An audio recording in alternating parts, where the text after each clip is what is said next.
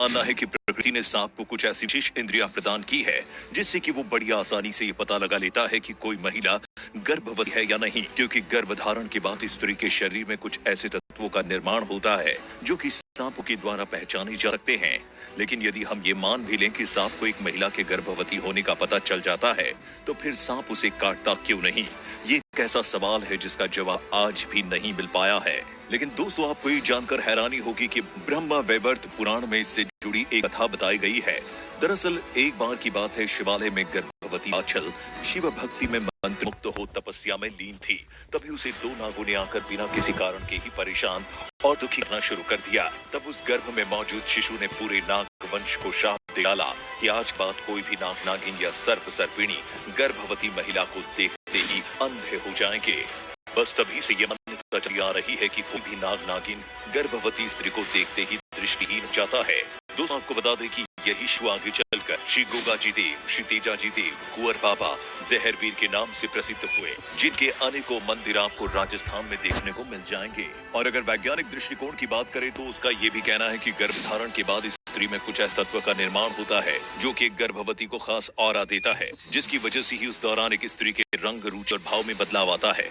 और शायद सांप भी इन बदलावों को भांप लेता है, इसीलिए वो एक गर्भवती स्त्री को नहीं काटता। लेकिन उसके पुख्ता सबूत आज भी नहीं मिल पाए हैं।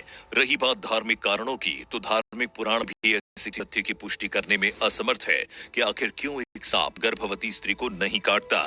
इसीलिए इसे एक अंधविश्वास की श्रेणी में रखा जा सकता है।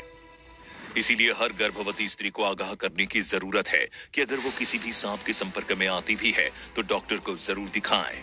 लेकिन एक बात का भी, सांपों को मारने की गलती ना करें, क्योंकि धर्म शास्त्रों में सांपों को मारना एक सर्वश्रेष्ठ पाप की श्रेणी में रखा गया है। अर्थात ये एक ऐसा महापाप है जिसे करने वाले व्यक्ति को अनेकों जन्मों तक इसकी सजा भुगतनी पड़ी है। ज्योतिष शास्त्र में ये तो कहा गया है कि जो भी व्यक्ति सांप को मारता है या उससे किसी तरह से नुकसान पहुंचाता है, तो अगले जन्म में उसकी कुंडली में काल सर्प नामक योग बनना तय है, जिसके दुष्परिणामों से तो आप सभी पहले से वाकिफ हैं। दोस्तों, इससे जुड़ी एक धारणा के चलते गर्भवती स्त्री को स्वप्न में भी नाग दिखाई नहीं देते।